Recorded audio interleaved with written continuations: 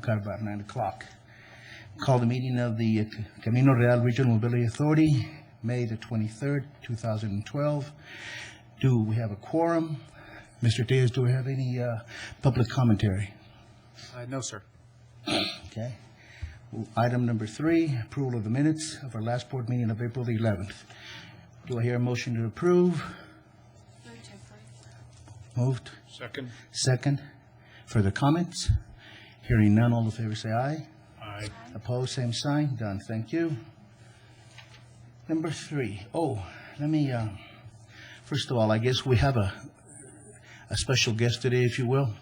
The new district engineer for TxDOT is going to join us, and in fact, we'll be giving a presentation, and we'll introduce him and welcome him also when he comes to the board, but I want to at least make sure we need to be on our best decorum.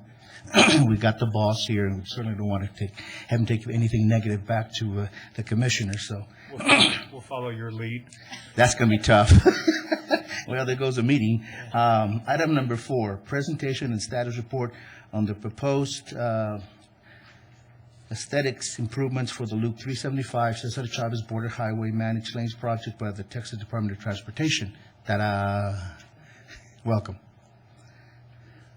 Thank you very much, and I don't take myself that seriously, so don't worry Good. about your department. We've started to take a look at how can we make. You need to introduce yourself for the record. I'm sorry. For the record, Bob Bielik, District Engineer for the El Paso District, TxDOT. Thank you. The border highway presents a lot of challenges as far as aesthetics are concerned because of the limited right-of-way. But it's something that really needs to be done. We need to go back and take a look. How does that tie into the I-10 Americas interchange, for example? Will it tie in well with the proposed aesthetic improvements on the US 54 I-10 Spaghetti Bowl improvements that are being proposed? So this is just an initial look at, first, the areas where we can do something with respect to aesthetics, because there are limitations, and then what might we be looking at in terms of those aesthetics as well. We've got this on this. You missed the title page. What we've done is gone through the alignment, taken a look at the right-of-way, and this identifies where can we put some landscaping in there. And we're going to be looking at landscaping. I'll show you what the initial ideas on plants are a little bit later in the presentation. But we're trying to find something that's maintainable. It's native vegetation. It's something that you don't have to go out and spend a lot of time and effort maintaining. And as we move through the project, you can see from the cross-section and from the hatched areas where it is that we have an opportunity to put in some landscaping. I just step through these. They're pretty self-evident. We can make this presentation available to you if you want to look at it in more detail. Some areas we have a little more opportunity than others. But again, we're very, very limited on right-of-way in most of the areas. Now, this is a couple of the proposed plan schemes, depending on the repeatability that we have, whether it's 150 feet, 300 feet. We can put these schemes in. What we're talking about in terms of the vegetation, you can see right here some of the options. Again, the native vegetation, primarily low maintenance.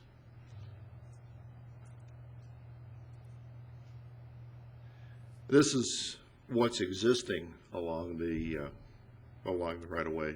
There's some pine trees, some honey mesquite, and I'm not sure if natural vegetation means weeds, but probably does. And this is a look at the existing traffic rail, and you'll see that this looks a lot like Loop 375, continuing that theme through the new construction.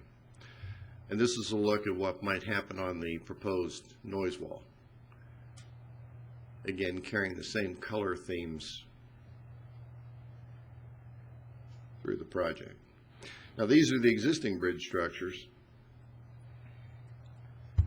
And this might look somewhat familiar for those of you who have seen the US 54, I-10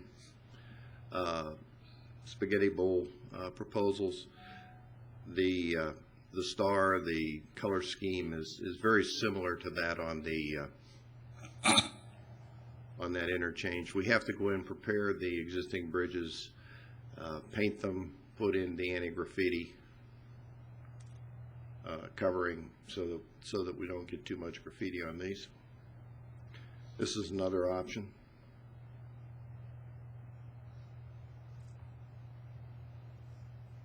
These are some of the riprap alternatives that might be available as we go through the project. These aren't photoshopped on any of the existing bridges. They're just schemes that were originally developed for the Schuster Avenue interchange. But we'll be working with you and your staff as we go through this to try to ensure that we have consistency as we move through the entire Loop 375 and through the I-10 interchange, so that we don't give the public a mishmash. Now, this is what ended up on the Schuster Avenue interchange in terms of riprap. So one of the difficulties, obviously, in going through this is that we have in this area some alternate patterns where we have smooth concrete and then stamped concrete, and we've got to go back and make some changes. So those are some issues that we're going to have to deal with as we go through, but we'll be working with you as we do that. So any questions on your part? Before I open it to questions, I know Representative Acosta is here. Would you like to make a comment or two? I know you've been briefed on this, so that we can hear, we can ask questions of both of you if need be. Good morning, Commissioners. Emma Acosta, City Representative for District 3. What I just saw right now is really a big improvement over what was there before, which was really no aesthetics on it.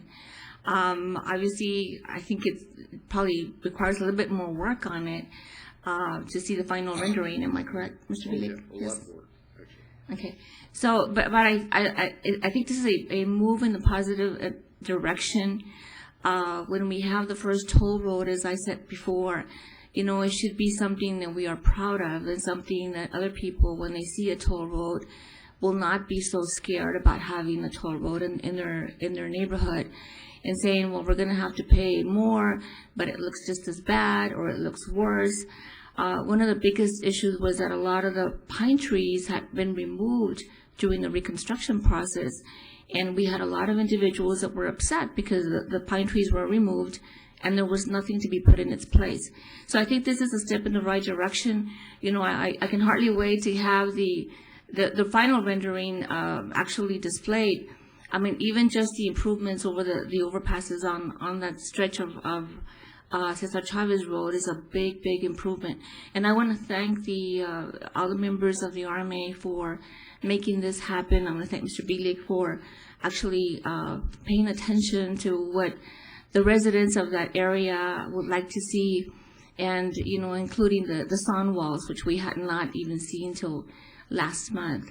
So with that, I hope that we've talked to some other individuals, some neighborhood associations in the area, and they're also anxious to see the improvements that are going to take place. And I think once this is done, I think people will want to travel on that road and hopefully use a managed lane so that you can actually make a little bit of revenue off of it. So, but I want to thank everyone that was involved in doing this. So thank you very much, including TechStop. Thank you. Thank you. Questions from the board? Rosario, any comments? I'd like to know what the next step is, because these are just ideas, as Representative Acosta just mentioned, and I agree with everything she just said. So where do we go from here? Well, part of the issue now is we're going to be sitting down with your staff, taking a look at what they are proposing on the I-10 Americas interchange. We're working with our landscape architect to ensure that what we put in there is maintainable, so that the revenue that you get from the managed lanes will help maintain the plantings that we do put in. And we're also trying to coordinate what we're doing with the I-10 US 54 Spaghetti Bowl interchange so that people have some sort of consistent view as they come through the corridor. So it's now a matter of sitting down. We'll also be working with the neighborhood groups, trying to get some input from them as to what they might like to see. We'll see if it fits in. So it's pretty much just sitting down, working with your staff. So then we will determine the process? Raymond Tejas, Executive Director. Actually, I don't think we're determining, but we're certainly a partner with TxDOT in it. So we'll, what Mr. Bielik is alluding to is that the RMA is currently developing a master plan for the Americas interchange, the entire interchange itself.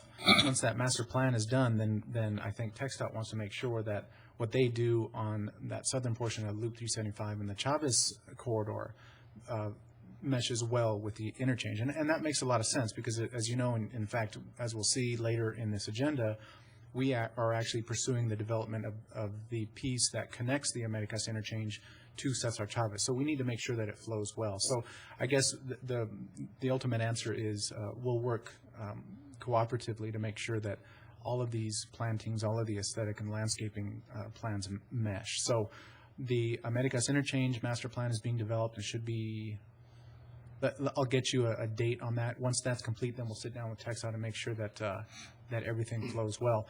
I should mention we've got about a year to go with the construction of Cesar Chavez, and generally the plantings don't begin until the very end of the construction because you don't want to tear anything up. So we've got some time to do this, but we also recognize we want to make sure that this is done in advance so that if there's any concerns, we can address it. So I guess with that as the background, I guess the answer is we can keep you posted on maybe a bi-monthly.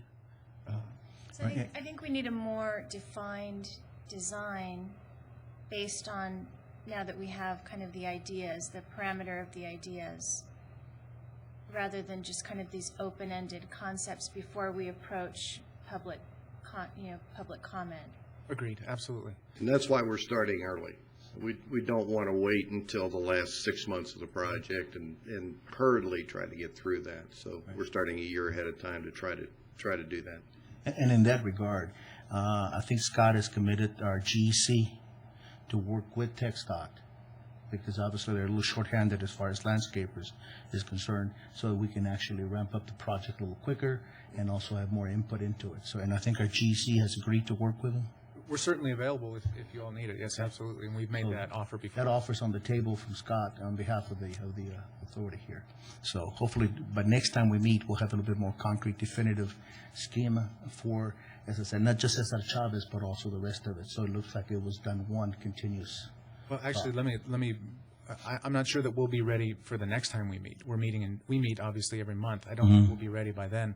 I think what Mr. Bielik would like to do is for the Americas interchange master plan to be a little bit further along before we actually start to develop any detailed plans for Chavez, and that'll take a little while. And I'll follow up with an email to you all in terms of the timeline for the Americas master plan, and that will that will actually govern the timelines for Chavez. So as far as the landscaping on Chavez, and before we go out to address Rosario's question, before we got to the community, at what point are we going to have a firm plan that we can actually say this is, at this juncture, what it looks like? Well, and that is driven by the Americas master plan. Okay. So one has to occur before the other. That's right. And in fact, before I send you the timeline, I'll sit down with our GEC and TxDOT. We'll get a feel for how the timelines will work, and we'll give a rough schedule for you all. We'll develop that for you all. And I think one of the things that we wanted to emphasize today is the limitations. In other words, the right-of-way limitations. There's only so far we can go. And I do think we want to get out to the public a little bit before the master plan is complete, because we want to include the public's input as well as the professionals' input into what that final plan looks like. And I think, Raymond, you want that in your plan as well. So. Absolutely. Okay. All right. Anything else? Thank you. You're welcome. All right. Item number 5, discussion and action on board resolutions authorizing the executive director to make the following expenditures in relation to the I-10 at Loop 375 Americas Interchange Project. A, Well, we're going to delete A, right? That's correct. Okay, so all we're going to do is B, which is payment to Southwestern Bell, DBA AT&T for the relocation of telecommunications lines in the total amount of $6,492.14. Raymond? Raymond Theus again. So briefly, as we've discussed in the prior board meeting, I have very limited abilities to make expenditures on the Americas Interchange project. At the last meeting, the board authorized me to make expenditures up to $25,000 for various unforeseen expenses. However, the limitation with that resolution was that it be done only when necessary. So what you see before you are two items that are not time sensitive, so that's why I'm taking them through the board through the normal process. As Mr. Adama mentioned, item A, which was a reimbursement for the El Paso Water Utilities removal and disposal of an asbestos pipe, that item is actually, I'd ask for a deletion of that item. We're reviewing a couple of remaining items on that before I actually bring it back to you, so I'll ask for a motion to delete that here in a second. But beyond that, item B is a payment to AT&T for the relocation of a telecommunications line. So this item, of course, both these items relate to the Americas Interchange. And when we originally put out the procurement for the Americas Interchange, it was for 4 direct connectors plus related work for those 4 direct connectors. As we know, the bids came in high. So when we went back and completed what was referred to as a BAFO process, the best and final offer process, we removed a number of items from that original procurement. Included in that, we dropped from 4 down to 3 direct connectors. Excuse me. And we also limited some of the utility work. And we basically told the contractor to relocate only those utilities that are in conflict with the design and construction of the 3 direct connectors that the revised procurement included. So what you see before you here is actually a line that is not in conflict with the original 3 direct connectors, but as we are designing the 4th direct connector, which is the westbound northbound direct connector, this line is in conflict with that. So what I'm asking of you all is the authorization to execute an agreement with AT&T for $6,492.14 to allow for the relocation of this AT&T line. So that's a whole lot of explanation. The gist is this. The comprehensive development agreement with our developer does not require them to relocate this line because of the BAFO process that I mentioned. So that's why this is an additional expense to the Regional Mobility Authority. Comments? Hearing none, do I hear a motion to approve item B? I'll come back to A. So moved. Second. Any further discussion? Hearing none, all in favor say aye. Aye. Opposed, same sign, done. I also need a motion to delete A. Yes, please. Moved. Second. Any further discussion? Hearing none, all those in favor say aye. Opposed, same sign, done. Thank you. Item number 6, discussion and action on board resolutions authorizing the executive director to execute the following instruments as they relate to the development of the eastbound to southbound direct connector of the I-10 at Loop 375 Americas Interchange.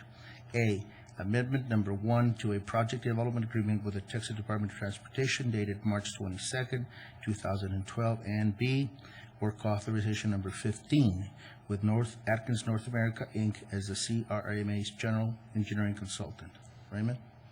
Okay, so what we have before us with item number 6 also relates to the Americas Interchange. As we discussed, our original agreement with our developer will construct the original 3 direct connectors. Subsequent to that agreement, as you know, the region came together and allocated additional funds for the development of the 4th direct connector, which is the westbound northbound. That's the one we just discussed. In addition to that, the region has found additional funds and the RMA has actually entered into an agreement, project development agreement with TxDOT for the design of the westbound southbound direct connector. So that will serve as the 5th direct connector for this interchange. And most recently, through discussions with our local metropolitan planning organization, there have been additional funds that have been allocated for the design of the eastbound southbound. Now, in terms of timelines, as you all know, the 4th direct connector, which was the westbound northbound, had very strict timelines associated with its design and construction because that was Proposition 12 funds that were allocated through our metropolitan planning organization, which required a letting of that westbound northbound in August of this year. So for that reason, TxDOT came to the RMA and asked us to design it, and TxDOT would let it in August of this year. Subsequent to that, as I mentioned, there were additional funds found for the westbound-southbound. Similar timelines applied as well. So that at that point, TxDOT asked if we could design the westbound-southbound. At that point, and that's the reference for the project development agreement in 6A, March 22nd of 2012, a project development agreement was entered into whereby the RMA would provide the design for the westbound-southbound. Now, the intent of TxDOT at this point is to have the completion of the design of the westbound-northbound and the westbound-southbound completed in time for August letting of them both. That's the goal. Now, beyond that, with these additional funds for eastbound, southbound, the goal is that TxDOT can let all three of them together. We would realize savings from the construction side, and it just makes a lot more sense that you've got one developer out there actually constructing 3 additional direct connectors at one time. So for that reason, you see before you an additional request for an amendment to the westbound, southbound project development agreement to add the design of the eastbound, southbound. I don't know if I made that muddier. It's a lot of bounds in there, buddy. The gist is this. TxDOT and the RMA are seeking to spend additional funds that are allocated for this region for the development of 3 additional direct connectors. The problem is that these funds have very strict timelines associated with them, and for that reason, TxDOT has asked the RMA to design all 3. Once the 3 are designed, TxDOT will let them, hopefully, if timing works out, all at the same time, somewhere on or around August of this year. So that's the gist. So what you see before you then as item 6A is the amendment of the agreement between TxDOT and the RMA, which would amend the scope of the project development agreement to allow the RMA to develop the design for the new, essentially the 6th direct connector, eastbound, southbound. Related to that, of course, is 6B, which is actually the work authorization between the RMA and our general engineering consultant to actually task them with the design work.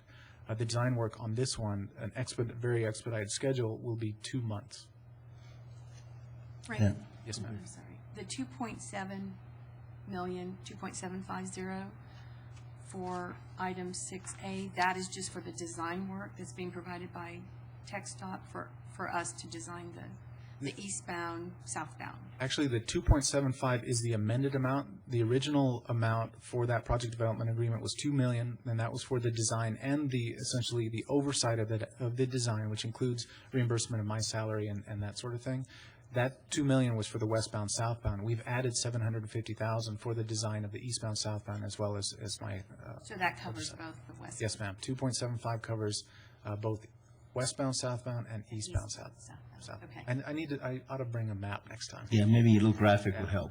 So out of the, how many connectors are we with at this point? 6 out of the 8?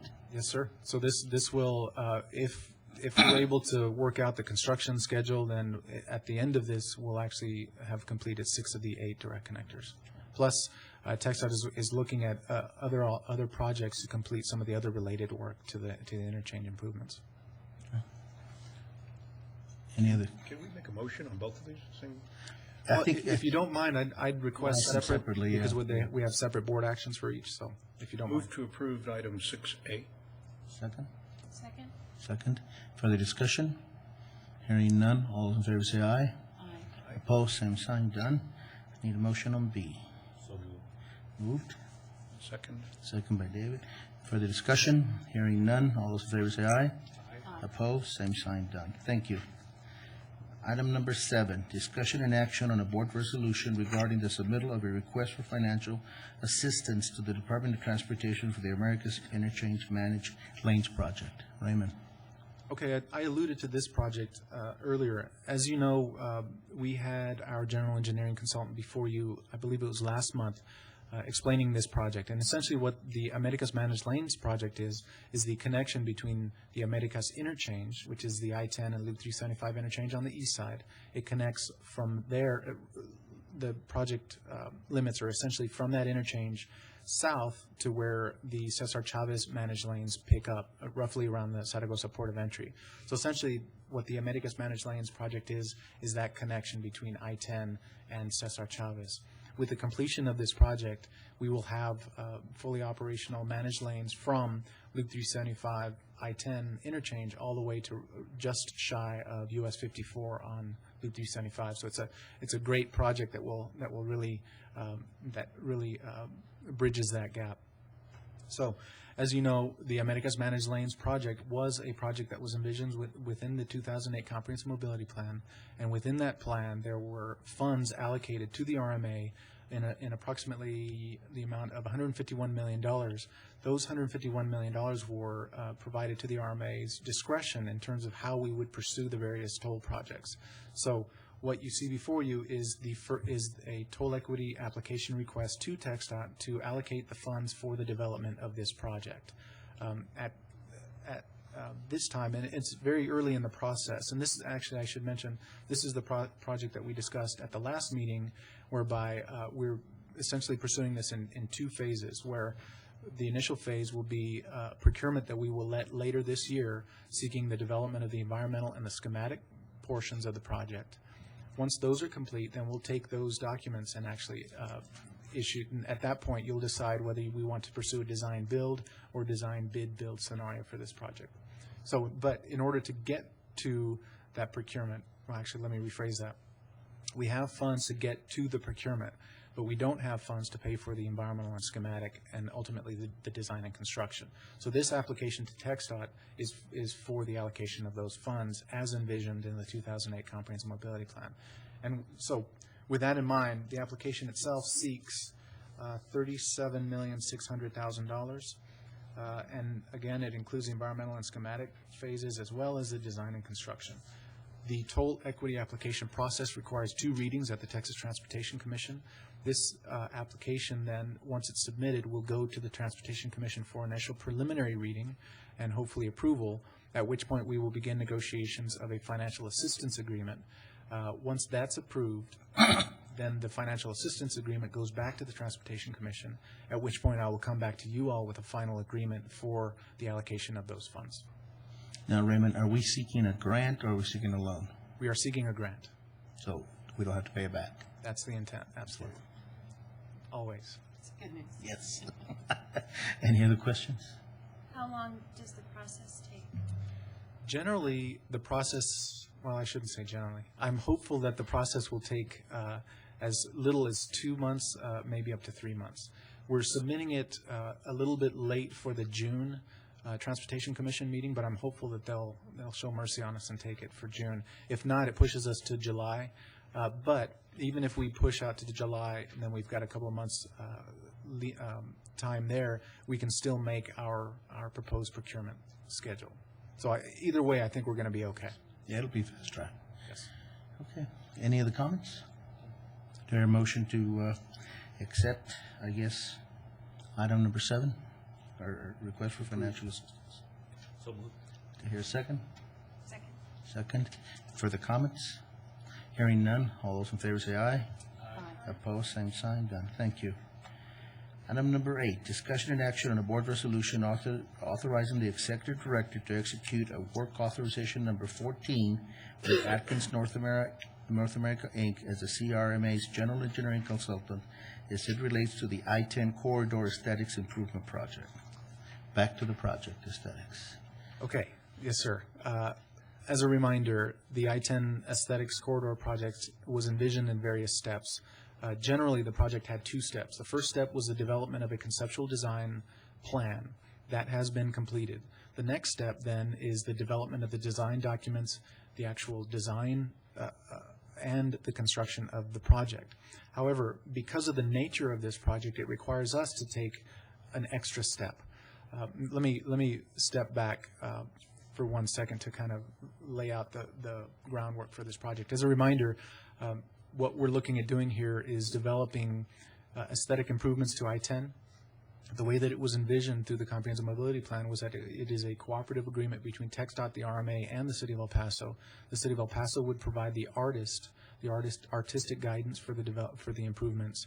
The TxDOT would provide the funding, and the RMA would provide the engineer and the general oversight of the project. So to date, again, the conceptual design plan has been approved and an initial location has been identified, which is the Airway interchange along I-10. So that first step is complete. The next step is a round of agreements, and I should mention the City of El Paso has their agreement, their draft agreement with their artist. We've reviewed it pursuant to our agreement with the city, and TxDOT has reviewed it. I received their comments yesterday. I'll combine those comments and provide them to the city today. Once they incorporate those comments, then the city will take that agreement to their council, hopefully within the next week or two. So the point of that agreement is to have their artist on board for the entire design and the construction oversight period of the project. The RMA has to take 2 steps, however, and that's because of the nature of this thing. The artist in this next step, which is the design development phase, is really fleshing out her concept and really providing the information that the engineers need for the development of the design documents. So we envision through this second work authorization the completion of the schematic for the aesthetic improvement project. And that we believe, can be completed by before the end of this calendar year. So what you see before you then is a second work authorization for this project, which would allow the engineer to provide the support services necessary to the artist to actually complete the schematic portion of this project. Once the schematic is done, then we'll have a much better feel for what the actual design work will encompass. And I'll come back to you with a third work authorization request for the general engineering consultant to actually complete the design work, and more importantly, to complete the construction oversight while we are actually building the improvements. So again, one work authorization has been completed to date. That got us through the conceptual design plan. This second one is for the completion of the schematic phase, and a third one will be used for the actual design and the construction oversight. What's the timing of all that? We're working out the timelines with the artist and the engineer. They've given a preliminary one. It's a little bit long, but so we're kind of working with them on that. But the schematic phase, which is generally referred to as 30% completion of the design work, will be complete before the end of this calendar year. So the question is out for how long will it actually take us to complete the design and the actual improvements, and we're working that out now. I believe Representative Acosta wants to. To the chair, thank you very much. The aesthetics project on Airways is also in my district, and it seems like everything's my district, right? But one of the very important things during the design concept is, we've had some preliminary renderings of what it would look like, but I think the community input is very important, because this is an area, obviously we want travelers to see the interchange, but this is an area that, people in general travel through every day. And these people that live in El Paso, and obviously people that live in the area that use it every day. So I think it's important that during the design phase that you have some public input, and I hope that you're agreeable to that before the design is actually finalized, and then we have someone that doesn't like it. So I'd like to do that up front, and I avail my office to you for any meetings in the community that you may need to have. Absolutely. If I could touch on that, the schematic phase as well as the design phase both include, especially because of the nature of this project, they include extensive involvement of the public, and we will absolutely take you up on your offer to use your office to share that with the public. Absolutely. Thank you. Thank you very much. Appreciate that. Thank you. And Raymond, if I believe, the artist who was hired is from New York or New Jersey, but she is collaborating with local artists. Actually, that's a good point. This artist is a woman by the name of Vicky Scurry. She's done some additional work in the region for the City of El Paso and TxDOT. She's actually, I believe, from Seattle. However, through this agreement with the City of El Paso, we have required that she bring on 2 local apprentices so that we could develop some of this expertise here locally. So through the conceptual design phase, she actually utilized 2 local artists, one of which from this work actually pursued and I believe received work in New York. So we're developing some local expertise here through this project. That requirement for local has been carried over, and we're requiring it into the schematic and the actual design and construction oversight phases as well. So it's an important component. Okay. Any other questions, thoughts? All right. Hearing none, do I hear a motion to approve item number 8? So moved. Moved. Second. Second? Any further discussion? Hearing none, all those in favor say aye. Opposed, same sign, done. Thank you. Item number 9, discussion and action on a board resolution authorizing the executive director to execute a consulting services agreement with Terry Quesada, sounds familiar, DBA Quesada Data Management Services. I hear you need some help, Raymond. Yes, sir. This one is Lots of very help. exciting. This Go one I'm ahead. very pleased about. We have with us today, like she's here in the audience, Ms. Terry Quesada. Many of you all will remember her from the city of El Paso. I've included her resume in the backup for your information. But really, let me tell you a little bit about what we're looking for, and then I'll ask Ms. Quesada to speak a little bit about her background and answer any questions you all may have. What we're looking for here, and in fact, I actually approached her. I didn't tell her what it was for, but on the day that she was leaving the city, actually, one of the days they had a kind of a ceremony for her at the Metropolitan Planning Organization. I approached her and asked her if I could take her to lunch as soon as she could. She's pursuing her doctorate, so she's been a little bit busy, but she called me. When we went to lunch, I laid this out to her, and she seems very interested. What I'm really looking for is two things. We've got 3 tasks outlined in this consultant services agreement. The first of which is to monitor and be involved in the Metropolitan Planning Organization's development of its long-range plan, which is occurring now and should be complete, I believe, and adopted by December, I believe. Through that development of the long-range plan, the MPO holds numerous meetings, various subcommittee meetings, and just there's a lot of activity as the implementing agencies throughout our region propose projects, they remove projects, they propose funding sources, they remove funding sources, all those sorts of things that honestly this RMA staff just doesn't have the time to attend all the meetings. We don't have the time to get into it as deeply as we ought to, since we are becoming a major transportation player in the region. So when you look at Ms. Quesada's history with the city and her involvement with the Metropolitan Planning Organization through the city of El Paso, it's an easy fit. She can slip right in. She knows all the players, and so I'm asking her to help with that process. The second task, I think, is also an important one, and one that I'm particularly interested in, which is once she has developed that working understanding of this current plan that's being developed, I'd like for her to spend some time identifying projects that the RMA could assist with. For example, the other implementing agencies throughout the region, whether it's Socorro, Horizon, or some of the other folks, the county, or anyone really for that matter, if they've had a project on the books for a long period of time and they just haven't been able to work out the funding, they couldn't do this, that, or the other, I'd like for us to identify those and see if Terry can't help us figure out a plan and approach to pursue those projects with those regional partners. So that second task I'm particularly interested in. Then the third task is really kind of a catch-all. Ms. Quesada has a wide breadth of understanding of planning and transportation in the region. So as things come up locally, I'd like to be able to give her a call and ask for her guidance in some of these areas. So with that as the explanation, the agreement you see before you was drafted by our outside attorney, Norman Gordon, and has been agreed to by Ms. Quesada. We're looking at a term through the end of our fiscal year at a rate of $60 an hour with a not-to-exceed amount of $10,000. So with that as a background, I'd ask Ms. Quesada to address the... Ms. Quesada. Good morning, board members. I'm very pleased to be here. I don't know that I can add to anything that Mr. Thayes has included. I do have a long history of transportation experience with the city of El Paso. I was on the Transportation Project Advisory Committee for the city of El Paso, and I'd like to believe that I helped to move the city's transportation agenda forward. I was involved in the 2008 Comprehensive Mobility Plan, drafting that and bringing the first transportation reinvestment zone to the city. We liked doing that so much that we had to do it again, and I was involved in that process as well. So I have experience from the inception of a project, from the very conception of it, all the way to the audits that TxDOT usually does whenever there are federal funds involved in the construction of a project. I've either been directly involved in that or have supervised staff who participated in those processes.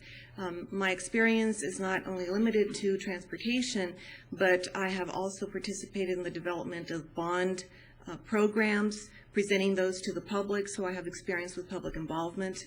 And again, in making all the changes through the city council. I have experience in property acquisition and in negotiating with utilities for utility relocation. So every aspect from conception, funding, execution, and through closing out a project, I have experience for a number of years with the City of El Paso on transportation projects and also on other types of capital improvement projects. Transportation, I found, was a deeply and dearly in me. So when Raymond said, give me a call, and it took me a little bit to call him back, and he told me everything RMA was involved with, I was very pleased that he thought of me to help the RMA. Subject to your questions. Thank you. Questions? Thank you for coming on board. We're looking forward to working with you and use of your great expertise in transportation. I can tell you Raymond needs a lot of help. He really does. So we welcome it and thank you. Thank you. Thank you. You need a motion on this too as well, right? Okay. Moved. Second? Second. Second. Any further discussion? Hearing none, all those in favor say aye. Aye. Opposed, same sign. Done. Thank you. Item number 10, presentation and discussion regarding the electronic toll collection process and procedures. And I believe this was presented to the executive committee already, Raymond? Yes, sir. So what we will have up next is a presentation by Ron Fagan, who is one of our team members, a team member of our general engineering consultant team. And what he's going to do is speak generally about tolling, the processes and procedures and how it works. And I thought that this was an important presentation in light of the fact that the very next item will be a request for the approval of the toll policies for this regional mobility authority. So as you know, we are within the year, the Cesar Chavez managed lanes will be open, and the RMA will essentially be operating those managed lanes. So before we actually begin with our first toll facility, I wanted everyone to have a firm grasp of how the tolling procedures work. So with that, we've got Mr. Ron Fagan. Mr. Fagan, if I could ask you to speak a little bit about your history, where you came from, and then I believe your presentation is loaded up. Sure. Thank you. Mr. Vice Chairman, authority members, good morning. Ron Fagan of Fagan Consulting. I am a subcontractor to your general engineering consultant, Atkins. I have a little over 14, almost 15 years in the electronic toll collection industry. I served for about 7 years as the Deputy Director of Operations for the Orlando-Orange County Expressway Authority in Orlando. I left there to become the Director of Operations for the Central Texas Regional Mobility Authority in 2005. While there, oversaw the selection of the system integrator, the folks that build the electronic toll collection system. We opened that roadway with a great team of folks in 2007 on time and on budget. We were the first agency that I'm aware of in the industry to forego the traditional violation enforcement process in a traditional industry back office and utilize or convert a collections firm to be able to do all of that for us, and we can talk about that a little later if you like. And we oversaw the first agency to completely transition to cashless tolling. CRRMA started out with toll booths, and within 8 months or so, it was pretty clear we didn't need to do that. Had about 75–80% toll tag penetration. We had one lane staffed in each direction, so I oversaw that transition as well. January of last year, I started my own practice as a consultant. During that time, I've worked with Harris County Toll Road Authority on system integrator selection. They haven't signed the contract yet. I've worked with Alamo Regional Mobility Authority, Northeast Texas RMA on their selection, and now they're going through the implementation process. And fortunate to work with you all and work with the agency in Atlanta, State Road Toll Authority in Atlanta, Georgia. So it has been a great experience for me, but being in the industry is continuous. I'm simply working in operations or helping agencies with operations as I did as a director of operations. I will say I could sort of consider myself a former part-time resident of El Paso if you count my 16 weeks on Logan Heights in basic training in AIT in 1984 and 85. So I did not get to see much of the good city, however. Today's presentation, you can't see the title page, but that's okay, we'll move along. Today's presentation, why is this important in your stage of the agency right now? You are about to become a service provider. You're about to have customers using facilities that you provide, and they are going to anticipate a certain level of service from this agency. So the objective of this presentation is not to make you experts, of course, but to cover at a high level what electronic toll collection is. How does it generally work? how do transactions get from the lane to wherever they need to go, and how do you get paid? We'll look at interoperability. How does one agency's customers also, how can they also utilize their transponder to pay for tolls at another agency? We'll look at the system, various ways to try and get you to see how transactions move about. We'll talk about testing these systems. They are not simple things. A lot of things have to happen at one time or simultaneously, and we'll show you what that looks like. And finally, there are folks who sometimes choose not to pay. And how do you go about dealing with those people and trying to encourage them and get the money that you are in fact owed? So the electronic toll collection industry. Tolling in the United States has been around since 1790s. There are numerous agencies, several places where tolling is in effect. If you look at the map before you, the states in white have no toll facilities currently. Some have had tolling in the past, but they went away. The states that are in green have tolling, bridges, managed lanes, various components, but they are all unto themselves. They do not share any operational efficiencies with anyone else. If you look at the 5 areas that are something other than green and white, I won't go into colors, my wife says I don't know what colors are, then you are talking about states that in fact have interoperability. So let's talk about interoperability. It is essentially operational reciprocity, where agencies have joined together, formed an official agreement. Anybody's customer can use anybody's facility within that group. So if we look at, start in the far west, California, in the 1990s, they legislation passed Title 21, which said if you are going to operate a toll facility in California, it will be able to work with or interoperable with every other existing agency. Every customer that has a toll tag in California can use any toll facility in California. If we start moving east and look at Colorado, there are 2 agencies around Denver. I don't really know why there are 2 around Denver, but there are, and they are interoperable between themselves. If you look at the big purple outfit in the Northeast, it's called the Interagency Group, IAG. It's about 24 different agencies spread across 12 states. Any agency that you open an account for electronic tolling in any of those locations, you can use every facility from Illinois down to North Carolina. I don't know why Vermont chose not to do it. Maybe they don't want to toll their wooden bridges. I'm not sure. If you go down south, Florida, where I came from, Florida has 5 or 6 agencies. The largest is Florida Turnpike Enterprise with SunPass, but there are several other agencies in Orlando, Ocala, and down in Miami. And all of those agencies' customers are interoperable. They can use any facility in the state of Florida. Finally, we move over to Texas, and Texas also has interoperability. We'll talk about that in detail in a second. Here's the interesting thing. None of these regions are interoperable with each other. There is currently no national interoperability. There are several moves afoot to make that happen. IBTTA, International Bridge, Tunnel, and Turnpike Association, which is the industry guide, they are working through trying to get to interoperability nationwide. ATI, Alliance for Toll Interoperability, is a little closer. They want to do it with license plates. Every agency that has good customers, through a clearinghouse, you share your license plate. We'll take an image and use that image to match it to an account anywhere in the country or any participating agency.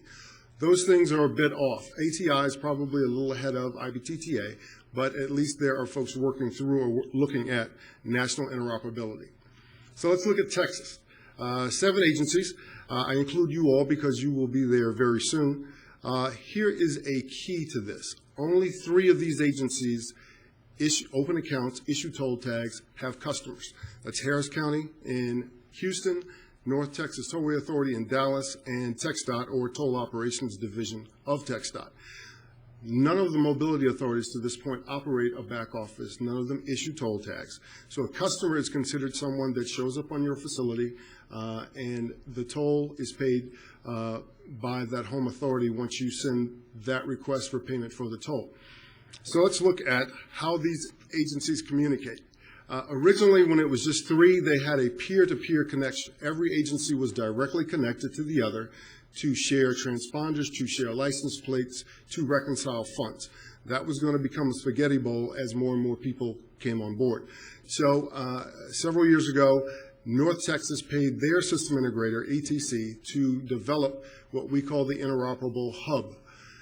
Every agency that has toll accounts no less than 24 hours every 24 hours sends every good transponder, every good license plate into the hub. The hub sends that to everybody else, to include all the RMAs, or in this case, CTRMA. And that information you will see goes from the host computer at that agency down to what's called the lane controller, and the lane controller has every good tag in every single lane that it deals with, so that any customer in any lane on any facility is recognized as a good customer, much like your Visa is recognized in any store, and payment goes back through that process. You will notice that CTRMA has behind it Cameron County Regional Mobility Authority, which went into effect early last year, I believe, and then Northeast Texas RMA is moving to go through Central Texas Regional Mobility Authority's host. That does a couple of things for them. One, they don't have to actually have a host themselves. The Oracle license for that, depending on who you talk to and what mood Oracle is in, ranges from $100,000 to $250,000 a year. So they forego that cost. CTRMA has long since said they support all the RMAs and will help in any way that they can to ease them into the process. So obviously this is one of the things we would look at for you all as well, yet to be determined. So that is how the hub works. Again, every 24 hours at a minimum, every good account goes into the hub, and every agency receives that information. Theoretically, incremental updates happen, and there's the cost of this is shared by all of the agencies. The integrator, ETC, says this is annual maintenance, whatever that number is. It's divided by 4. I'm not sure if Cameron County or Net RMA will participate in that, but it's divided by 4, and every agency pays their share so they can have input into what this thing does and any enhancements to it. So, electronic toll collection system. You are about to be in the systems business. It is a major computer operation with a heavy IT input, with code and everything else that makes it work. So what do these things actually do? In the lane, when a vehicle passes through, several things need to happen. It needs to know that a vehicle is there so it can begin a transaction. If there is a toll tag there in the windshield or on the bumper, it needs to read that, and it needs to figure out really quickly, is it a good one, or is there this not on the latest good list that I got? Classification determines how much you will charge the vehicle. You all are going to be set up to do it by axles. 2 axles, 3 axles. As the axles go up, you charge more per axle. So how many axles does this vehicle have that is in this transaction? I need to take a picture of the license plate, because if it doesn't pay with a transponder, I need to see if I can match the license plate to a good account. If it doesn't match to a good account, I need to send somebody a bill. All right? The lane controller, in some cases called the zone controller, is the brains of the lane, and I'll show you sort of how that sits on the system. The information is sent to a host that compiles all of this information and sends it where it needs to go. The agencies, the 3 agencies that have customer service centers, the first place they look is in their own customer accounts. Is this one of my customers? If not, the host knows it needs to send it to the hub so that they can get payment from other folks. All right, so now what does this begin to look like in a lane? This is a vehicle entering a lane, and the first thing that we said the lane has to do is know that a vehicle is there. Most folks deploy loops in the pavement that serve several purposes, one of which is to determine a vehicle is in the lane, I need to begin a transaction process. If you start from the top, or look at the top, you see the lane controller. Again, the brains of the outfit. It knows every good tag, every good license plate in the state of Texas. The reader is trying to see at the same time, do I have a tag, a transponder in this vehicle, and can I read it? While that is going on, the loops also trigger the cameras to take pictures of the front and rear license plates. Okay, and if you're thinking about it, if you have a tractor trailer, you default to the front because we don't know where the trailer came from. So we're trying at the same time to do this, we're taking pictures of the license plates. All the information for all transactions for any given period of time are forwarded to the host computer. The host can keep, the lane controller can keep data for up to 30 days. We'll require that for anybody that builds something in case communication is lost.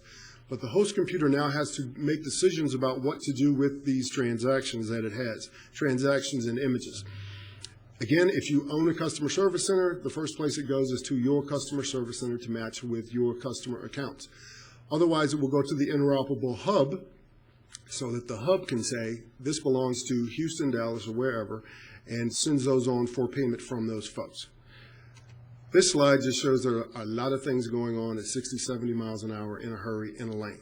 And the folks that design these systems are called system integrators. They have a lot to get right in a short period of time, and it has to meet certain specifications. Let's look at another way interoperability works. Let's start at the top left, if you would, the 3 agencies that have customer service centers. On a regular basis, no less than every 24 hours, they send into the interoperable hub. These are all of my good folks. The hub shares that information with everyone else. In your case, it could be through CRRMA or directly to you. Your host will send it to every single tolling location that you have on your facility or facilities so that you know who all the good folks are, and when they show up, you can receive payment. If they aren't on the list, you can take pictures of the license plates and send folks bill in the mail. The lanes then turn around and reverse the process. It sends it back to your host. The host sends it to the hub, and the hub sends it to the agencies that it should be shared with. If it does not match, the other thing that the host would do is send it over to process the image. Let's talk about the image very quickly. Taking a picture is just a picture. The ABC 123 has to be converted to data. You can do it. There are software programs, or there are people looking and punching in numbers, but eventually that has to turn into data so that the system can say, this license plate matches an account, and I want payment for that. Or it does not match an account, and then you have connection to TxDOT's vehicle title and registration, who is the registered owner of this vehicle, so that we might send them a bill. So the image is very important. All right, we'll look at one more way, and then I'll stop bothering you about how transactions work. Okay, if we start at the far left, vehicle enters the lane. The transaction begins. We have to recognize the vehicle. You move along to the decision process, the diamond. Did I read a toll tag that is associated with an account? If not, after I process the image, does that match an account? If either of those are yes, we send it forward to the hub, to one of these folks, so that we can receive payment. And the hub can forward it on, and we can receive payment. You'll notice in the box, if you can see at the very bottom, it says rental cars. When I started in the industry, folks had a hard time collecting payment from rental cars. The person that had it for 2 days that caused the trigger to take the picture and send the notice, it went to Hertz, it sat in a box somewhere, and nobody ever did anything. Ultimately, the rental cars turned it into making money. They would charge the customer $50 or some really crazy number, send the toll back to the agency, and now the customers were upset. So 3 agencies over the years have come, 3 companies have come along, and they have partnered with various rental car companies, and they guarantee the toll for any of those rental car companies. Basically, they use the license plate. So if you take a picture of the license plate, this is one of the groups you would check with to see if it matches an account with them. If so, the rental car company pays, the companies that contract with the rental car companies will send you payment for that. And for the most part, you don't have to chase rental car folks around. And that's a big plus, because that used to be a headache. So if you go through the hub, it sends it on to the right folks, and you are paid for that account. That is the end of that transaction. If you have to use an image and it doesn't match, now we are sending out a bill, an invoice, if you will, for using the road. Thank you very much. You don't have to have a transponder, but we do expect you to pay if you show up. Go through VTR, send the bill. If the customer pays the bill in the allotted amount of time, typically 30 days, then that's the end of that transaction. If they don't pay it, now we're down into a whole nother ballgame, which is the violation enforcement process. Okay? Now, system integrators, the folks that actually will build toll collection system, and I guess they're called integrators because there's hardware and there's software, and they use the software to integrate all those loops and lasers and parts and pieces to make it work for a transaction. ACS, the very one at the very top, is the only one that does not currently have an operation in Texas, or has not had business in Texas to my knowledge. ETC is the integrator in Dallas with North Texas Tollway Authority, and in Houston. Houston is going through a selection process, so they may or may not be there when that is done. Federal Signal is in TOD's back office running the service center for TxDOT. Raytheon is in Tyler. Raytheon was the second go-round of TxDOT selecting a statewide system integrator. TxDOT has since chosen TransCore, and they are working through that contract now. Telvent is who is at CTRMA, Cameron County RMA, Net RMA selected them, and they have things in other areas, but they are, at this point, they have all the RMAs covered. TransCore, we said, is with TxDOT. TransCore is really one of the big major ones as well, but they are now TxDOT statewide system integrator. CRRMA is in various locations to include 3 of your international bridges with a tolling system. Excuse me. Yes, sir. Back up to the slide. Okay, Well, anyway, there you go. CSC is Customer Service Center, right? Yes, And BPS, refresh, violation processing system. that's the toll collection, I guess? Violation processing system, once we get to the point that you have not paid, we sent the bill, and you are overdue, you are now a violator. And so you go through a different process. So send you a bill, we will send you a fee on top of the bill you should have paid in the toll, and walk you through that process until you pay. For instance, CTRMA, and maybe in your policies as well that you'll review, if you don't pay, add $15 to the whole bill, not each transaction, but the whole bill, no matter how many are on there. You have 15 days to pay that. If you don't pay that one, there's another $15, so it's $30 in the original amount you owed. Ultimately, you could get turned over to collections. In that case, that's another $30. If you go through all of that and you're a really bad person and you don't want to pay, then court becomes the final stop. Well, I'll go ahead and say now, violation enforcement, you'll never catch everybody. The idea is not zero tolerance. It is to deter those that would consider doing it if they thought they could get away with it. And obviously, your paying customers really want to see that other folks are forced to pay as well, because nobody wants to be the chump that I pay but my neighbor does not. Does that help? Sure. So if I read this graph correctly, Raytheon, Telvent, and CRRMA don't have that capacity? They don't run back offices. Okay. Okay, so the ACS has back office, ETC has one in Atlanta and in Washington, and then TransCore has working on having back offices. But integrators, many of them claim to do everything well. What we've found is they do one thing, they do one part well, but not necessarily both. Some have very good lane systems, not so hot back offices. Some have wonderful, like ACS, back offices, but on the lane side. So pick and choose based on what your priorities are and what your procurement looks like. So we can't pick and choose. Yes, absolutely. We're going to need both capacities, right, Raymond?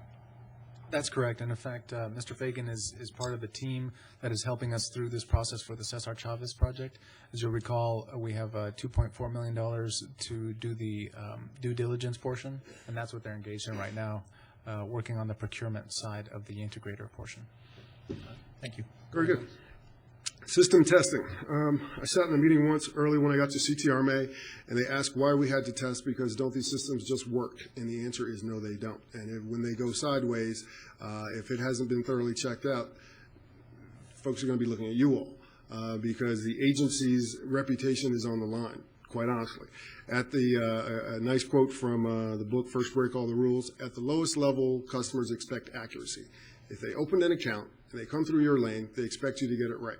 Read the tag in my car, or if you have to take a picture of a license plate, take the picture of the correct license plate and send the bill to the right place. Once I pay my bill, the correct amount, I expect this transaction to be over. I don't want you reading people beside me. I don't want you charging me for the person in front of me. All of those things we saw happening need to happen correctly vast majority of the time. For you all, it is important, first of all, you want your money. And I think you have like a 15-year window to show that you're viable or you're profitable, if that's the right term. It doesn't help if 20% of your revenue is leaking away somewhere and you don't know why because the system is not working correctly. Again, agency's reputation is on the line. You are going to be providing a service. You will have real customers, and there will be real money involved. They will want to know that it is working correctly. One of the last people you want knocking on the door is the media saying, I can tell you're double charging people, or you're missing people, or overdoing it. The rating agency, should you ever go for public funding, will want to know how well your systems work, how well you're actually collecting your revenue. Violation enforcement is one of the greatest customer-facing issues that, if done incorrectly, causes a great deal of pain for the organization. All electronic toll collection itself, not having cash available, you have to get it right now through electronic means, not just the toll collector taking cash in quarters. So testing, a lot of different things in the industry. The three big ones you need to pay attention to that really matter here that we will not relent on at all: factory acceptance testing, prototype on-site testing, and operational testing. Factory acceptance testing, they can do it in a lab or they can do it in a test lane, but the integrator, before they put any equipment on the roadway, needs to prove that the basic functionality of the system as required by you all and designed by them, it actually works. They can simulate traffic, but when they turn it on and they ask it to do certain things, expected results need to come out of that. Prototype testing, prototype on-site testing. Once they install a lane on the system, on Cesar Chavez, it will be tested from the lane through the host through the hub, reports, reconciliation, everything needs to match. And we will cause them to run an acceptable number of transactions through this so that they can be confirmed that it works. If there is an issue, they can't put anything else out there until they fix that. Once those are passed, then you build out the entire system, and the next one becomes operational testing. Operational testing is at a minimum 30 days. Some people require 60 days. It runs on its own, live traffic, it's open. It needs to do all of those little things we talked about: detect a vehicle, read a toll tag, put it in the right car, take pictures of license plates, classify so we know how much to pay, and the financial piece needs to flow to the other agencies correctly, and reconciliation and payment needs to come back. And it needs to do that without the integrator having to hold its hand. It needs to work on its own as it should. If anything goes terribly wrong there, they stop, we fix, we do over, and we start again, okay? So they're not on their own. Obviously, we will not totally take the integrator's word for this. There will be independent folks, not of the system integrator or vendor, overseeing this process to make sure that the reports are accurate and that what they say are the test results are in fact true. Violation enforcement. Some folks choose not to pay. Why is that the case? Not all are intentional. The sticker tag that goes in the windshields, they are not movable. Once you put it in there, you can't take it out. You can take it out, but it doesn't work. You break the chip or the antenna that is in it. Many folks think they can take it out, put it in the new car, and it's kind of hanging off, and they think it works. It's not, and they're not paying. They don't intend to violate, and if their license plate does not match, if it's off by one letter in the account, they look like somebody you need to send a toll bill. So these are the folks that didn't intentionally do it. There are folks that don't understand that buying it but sticking it in your glove compartment is not the same as putting it on your windshield. Those folks are violating. They don't intend to, but that's how it happens. And there are various other ways that that happens. And then there are those folks who just, I'm going to try my best to get away with this. I don't intend to pay, and I will take a chance that you will find me. And those are the folks that you have to take a picture of the license plate. You send them a bill. If they don't pay the bill, now you are a violator. Again, agency's reputation is on the line to get this right. And this is one of the areas where folks, if they're going to get in trouble with this, it is either dinging the wrong people that should have been sorted out in system testing, or the fees and fines are just too big. They are unrealistic. And we can talk about that in a second. Just a quick question. On the toll tags, the technology, is this active or passive RFID? It's passive. There's no battery in the All right, so how does it work? The first 5 things are all required for sending a video bill, if you will. You have to take a picture of the camera. We talked about you have to change that picture into data. 123 ABC needs to be in a format that the system can look to match it with somebody, or go to VTR and say, this is who the registered owner of this vehicle is, and this is where they live, send them a bill, or this is their mailing address. They have a set time to pay, typically 30 days. If we do all of those niceties and those folks don't pay you, they are now not your best customer. They're still a customer, but they're a violator now, and we need to do something different with them.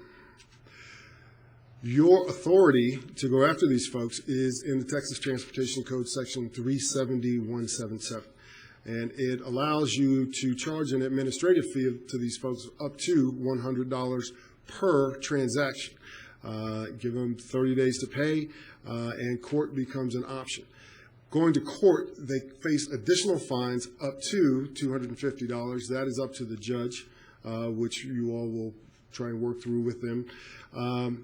Firm but fair. Every agency that I've seen since I've been in Texas that ended up in the news about violations was because they charged an amount that was just indefensible on the toll. Typically, it was $25 or more per transaction. If you catch one of these people, 50 transactions, take somebody that runs up and down your road, they don't believe the system works, you have 3 tolling locations. If they did it morning and noon, that's 6 a day, 30 a week. If you charge them just for that 1 week, $25 per, that's a big number. And nobody passes what I call the camera microphone test when you start throwing thousands of dollars of fines at people and trying to justify that you've been harmed to that degree. Nobody ever pays that amount, so why put yourself through the headache and the torture of the media coming after you when that's not a reasonable thing? Again, you want to deter those that think it's a good idea, but you're not trying to break anybody or take anybody's house in the process as well. So it needs to be firm but fair. Again, the RMAs right now are going, when they send the toll bill may have 5 or 10 transactions on it. The $15 fine for not paying is associated with the bill, the entire bill, not every single transaction on that bill. I think that's a big difference, and that's helped CTRMA and CCRMA stay out of negative light with the media. Firm but fair. Raymond, did we cover, how do we enforce our collection of Mexican nationals? We've not yet covered that. Okay. Are we going to eventually, I guess? And with whom? Well, actually, one of the things we're going to do is go down to Cameron County and see how they're dealing with it. They've got a somewhat similar situation, so we'll see how they're doing it. Now, in the original market valuation process, we incorporated a leakage rate of about 10%. We just assumed 10% wouldn't be paying us, and that's whether that's Mexican plates or otherwise. We already accounted for that. Okay. Any other questions? No, well, thank you. Thank you. Thank you very much. Well, and I'll ask Mr. Fagan to stay up there for the next item. Actually, if you'll read Right, that. there's no action required on this one, so we'll go to number 11. Presentation, discussion, and action regarding the adoption of a tolling policies and road use guidance document for the CRRMA as recommended by the CRA Executive Committee. If I understand this correctly, Raymond, this is like a 50,000-foot approach. That's correct. In fact, that's why I asked Mr. Fagan to stick around, so he could kind of lay out. There are a number of steps that we're actively involved in right now as we prepare for our first managed lanes project. Among those are the documents that we've got to adopt. So, Mr. Fagan, if you could touch on what the tolling policy, what the intent is, the business rules, and that sort of thing. Sure. If you look, again, Ron Fagan, Fagan Consulting, if you look at the hierarchy of how you govern this agency, it starts with the laws and the statutes that give you the authority to do certain things. Under that then becomes the policies that you all put forth. And the policies essentially are the guidelines of what the agency will do, who will be authorized to be exempt, who or what you will do, and in what time frames. What policies don't get into are the how. That is the next step down. You create the policies. Operationally, Mr. Tejas and other folks create the how, the business rules, the procedures. That is the next step down. The policies, I will tell you, are obviously flexible. Things will change. Technology will change. You will learn lessons as you go along and want to maybe change some things. But the policies are the general guidance that help the rest of us figure out how to go about doing what it is you want done. So with that in mind, at the executive committee level, Mr. Fagan presented the presentation he just provided to you all, and after that, we had a discussion on the draft toll policies that are before you today. So the policies are provided in your backup, and we're available if you'd like to go through any of the particular points. But this was discussed at length in the executive committee and eventually came out of there with a recommendation that the full board adopt these policies as provided to you. Okay, so that is a recommendation of the executive committee. They've reviewed them, vetted them, and we can move forward on them. And Scott is in sync with this? That's correct. Subject to your questions, of course, these policies are ready for action. Questions? But we still haven't decided what the violations are going to be. Well, and again, I don't, the policies and guidelines aren't really going to be discussing the nitty-gritty of that Well, they do election to a certain process. extent. So if you'll allow me, let's go through a little bit of it so that we'll get a feel for what these policies do. Under the different articles, you've got the first article, which gives you the general purpose. It touches on the mission statement of the CRRMA. The revisions to toll policies process is included in Article 2. Article 3 is a toll collection policy. So this is where we talk about the fact that we're doing all electronic tolls here in El Paso. We're interoperable. And, for example, under 3.3, we talk about the vehicles that will be exempt.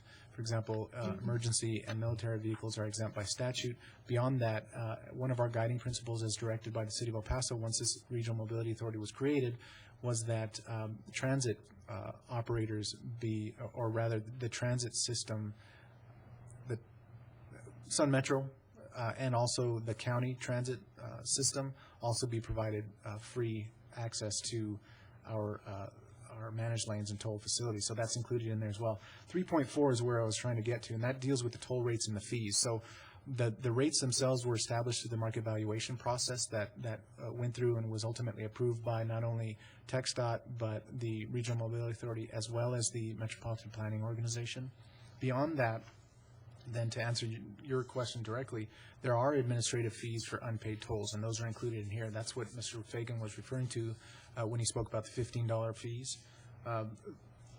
So we're utilizing all electronic cashless tolling system, which really includes electronic tolling, which is the use of your transponder. When you don't have a transponder or it doesn't work, then we're utilizing video toll collection, which is the capture of your license plate, and then a bill will be sent to you. You're not a violator if you don't have a transponder. You're a violator if you receive that bill and you don't pay that bill. So then if you don't pay that bill, this is where 3.5 kicks in, and there's an administrative fee of $15 for the entire bill, as Mr. Fagan noted, not per transaction, 15. A second invoice, if you don't pay that one, a second notice will go out. An additional 15 goes with that. Additional $15 goes with that second notice, and then eventually a third and final goes out, and that one, that fee, administrative fee, is $30. So this policy sets that fee structure, the administrative fee structure. Yeah, the only thing it's missing is the enforcement, right?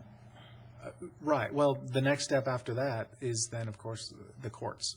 Now, I'd mentioned the fees. The fee structure that's established in here is uniform throughout the entire state. All of the other regional mobility authorities that are operating toll facilities are using this exact rate. Right.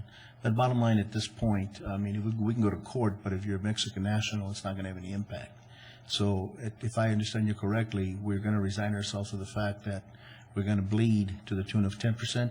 Well, no. When I mentioned that was simply for the market valuation process and the determination of whether this system actually works and whether we can actually make that 15-year mark that was referenced earlier. I don't think we're ever going to just throw up our hands and say, okay, feel free to use it if you're a Mexican national. There are enforcement opportunities that we are developing and that certain areas that we've looked at that we will be using to make sure that those are covered. When will those be identified and articulated? That's all through this due diligence process. That they don't have to be within the policies and road use guidance at this point, That's correct. right? That's correct.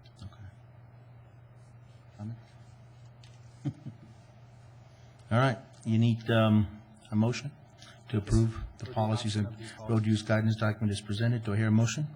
So moved. Second? Second. Any further discussion? Hearing none, all those in favor say aye. Aye. Opposed, same sign. Okay.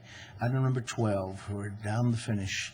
Discussion and action on the Executive Director's Report, A, CRRMA participation in the Mayor's Ports of Entry Task Force. Let me take that one, Raymond, and then B are the CRRMA quarterly financial reports.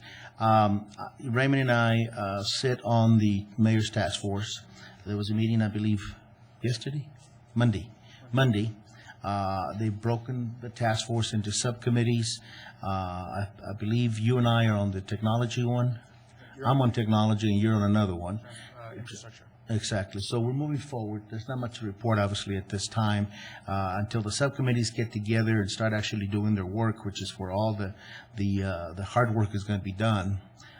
There's not much is going to happen, but the discussions are very open. There's good representation from everyone on board, including Homeland Security. So it could be proved to be fruitful down the line, but at this point, there's not much going on. Absolutely, and this was really intended just to brief the board and let the board know that we have representation on this task force. I've included in your backup the resolution by the City of El Paso that created the task force, as well as the meeting schedule, should you all be interested, and let me know. I can provide any additional information you may be. And the meetings are open to the public, and if anybody's interested, Raymond can send you the minutes of the previous meetings and any other action items. Absolutely. Right? Okay. Raymond, you want to take B? Yes, definitely. So as you'll recall also, I believe it was last month that the board authorized the engagement of a local CPA firm. The point of that engagement was to provide an interface really between the RMA and the City of El Paso to make sure that from a financial standpoint, we're engaged in the transactions that happen for us by the City of El Paso as a fiscal agent. Related to that, and in fact, as a direct response to our fiscal year 11 audit, there were certain financial transactions that were occurring with our trustee on the state's first 601 bond funds that were not being carried over into the city's record, the city's books for us. So what you really see with our engagement with the local CPA is a moving over of all those transactions, but then also more of a day-to-day interaction between the City of El Paso.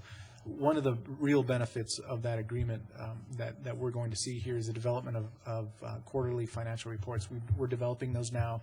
In fact, I'll be asking for a finance committee meeting, hopefully within the next couple of weeks, at which point we'll bring quarterly reports to that committee for review, revision, and comment, at which point then we'll bring the final quarterly report in the template as approved by the committee to the full board. We'll have one major presentation at which the city will be present, our CPA firm will be present. We'll walk you through those quarterly reports, and thereafter I anticipate providing the written quarterly reports to the full board, and we can move through those very quickly, more as an update item than anything else. So this is just an update item for you all so that you all know that we're moving forward with this. We've done this once before, but it kind of fell by the wayside because the city is our fiscal agent. It really isn't tasked with doing the quarterly reports for us.